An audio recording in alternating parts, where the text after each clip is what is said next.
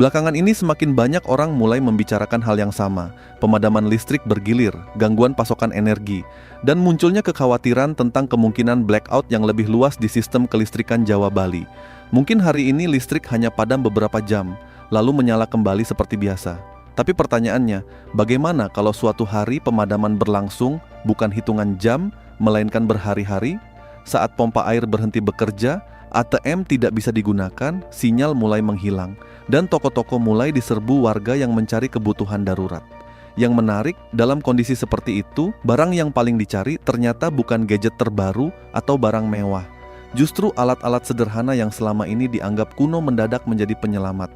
Karena itulah di video ini kita akan membahas 5 benda manual yang sebaiknya sudah ada di rumah sebelum situasi darurat benar-benar terjadi.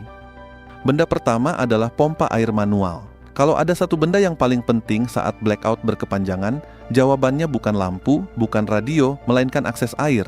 Banyak orang baru sadar betapa rapuhnya sistem rumah modern ketika listrik mati dan pompa air ikut berhenti bekerja. Keran masih ada, pipa masih ada, tandon masih berdiri di atas rumah, tetapi tidak ada air yang mengalir. Dalam hitungan hari, masalah terbesar bukan lagi kegelapan, melainkan bagaimana cara mandi, mencuci, memasak, bahkan sekadar mendapatkan air minum. Disinilah pompa air manual seperti pompa Dragon kembali menunjukkan nilainya. Alat ini tidak membutuhkan listrik, tidak membutuhkan baterai, dan tidak peduli apakah PLN hidup atau mati. Selama masih ada sumber air di bawah tanah, pompa ini tetap bisa digunakan. Ironisnya, teknologi yang usianya puluhan tahun justru sering lebih tahan dibanding sistem modern bernilai jutaan rupiah. Karena itu, banyak orang yang mulai menyiapkan sistem cadangan berupa sumur timba atau pompa manual yang dipasang berdampingan dengan pompa listrik mereka. Tujuannya bukan untuk kembali ke masa lalu, tetapi untuk memastikan keluarga tetap punya akses air ketika keadaan tidak normal. Benda kedua adalah lampu tenaga surya dan lampu sumbu minyak. Kebanyakan orang langsung membeli lilin ketika listrik padam, padahal lilin menyimpan risiko yang sering diremehkan. Dalam kondisi gelap, lelah, dan penuh tekanan, api kecil bisa berubah menjadi kebakaran besar. Karena itu, solusi yang jauh lebih aman adalah lampu tenaga surya portable. Siang hari cukup dijemur, malam hari bisa digunakan tanpa bergantung pada jaringan listrik. Tetapi, ada satu pertanyaan penting. Bagaimana jika hujan berhari-hari atau baterai mulai rusak? Disinilah lampu minyak tanah dan lampu sumbu tradisional kembali relevan. Banyak orang menganggapnya barang museum, padahal dalam kondisi darurat, jangka panjang alat ini masih bisa menjadi sumber penerangan yang sangat andal. Sekali lagi, krisis sering mengajarkan bahwa alat sederhana tidak selalu kalah dari teknologi modern. Benda ketiga adalah kompor kayu portable atau rocket stove. Menyimpan makanan tidak ada gunanya kalau kita tidak bisa memasaknya. Saat blackout besar terjadi, masalah tidak selalu berhenti pada listrik. Distribusi barang bisa terganggu. Pengiriman gas LPG bisa melambat. Bahkan dalam kondisi tertentu, pasokan energi bisa menjadi rebutan. Karena itu, memiliki kompor yang tidak bergantung pada gas adalah langkah yang sangat masuk akal. Rocket stove bisa menggunakan ranting, kayu kecil, atau arang sebagai bahan bakar. Bentuknya sederhana tetapi sangat efisien. Dengan sedikit kayu, kita sudah bisa merebus air dan memasak makanan. Kedengarannya sangat dasar, tetapi justru kemampuan paling dasar inilah yang sering menentukan apakah sebuah keluarga bisa tetap tenang atau mulai panik ketika situasi memburuk. Benda keempat adalah radio shortwave atau radio gelombang pendek. Saat internet hilang, informasi berubah menjadi barang mewah. Kita hidup di zaman yang membuat orang merasa selalu terhubung. Namun begitu listrik dan jaringan komunikasi terganggu, masyarakat bisa kehilangan akses informasi hanya dalam hitungan jam. Di titik itu rumor biasanya menyebar lebih cepat daripada fakta. Orang mulai percaya kabar yang belum tentu benar. Radio menjadi salah satu alat yang masih mampu bertahan ketika dunia digital mulai runtuh. Radio tidak membutuhkan internet. Radio tidak membutuhkan menara BTS.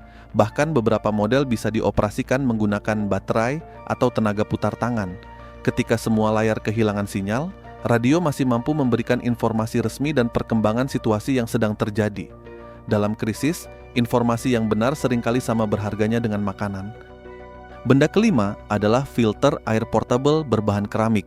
Pompa manual memang bisa mengeluarkan air, tetapi ada pertanyaan berikutnya, apakah air tersebut aman diminum? Tidak semua air yang terlihat jernih benar-benar aman untuk dikonsumsi. Biasanya kita mengatasi masalah itu dengan merebus air. Namun dalam kondisi darurat, bahan bakar bisa menjadi sumber daya yang harus dihemat. Karena itu filter air portable menjadi perlengkapan yang sangat penting. Alat ini bekerja secara manual tanpa listrik dan membantu menyaring berbagai kontaminan yang berpotensi membahayakan kesehatan. Semakin lama sebuah krisis berlangsung, semakin penting kemampuan menghasilkan air minum yang aman secara mandiri. Kalau diperhatikan, 5 benda yang kita bahas tadi sebenarnya memiliki satu kesamaan. Semuanya dirancang untuk mengurangi ketergantungan kita terhadap sistem yang lebih besar. Pompa manual memberi akses air ketika listrik mati.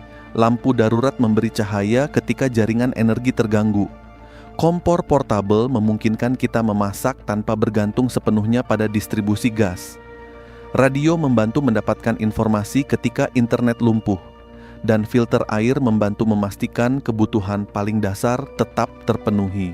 Sederhana tetapi sangat penting, karena pada akhirnya blackout bukan hanya soal listrik yang padam. Blackout adalah ujian terhadap seberapa mandiri sebuah keluarga ketika kenyamanan yang selama ini dianggap biasa tiba-tiba menghilang. Dan semakin modern kehidupan kita, semakin penting memiliki rencana cadangan ketika teknologi tidak bisa lagi diandalkan.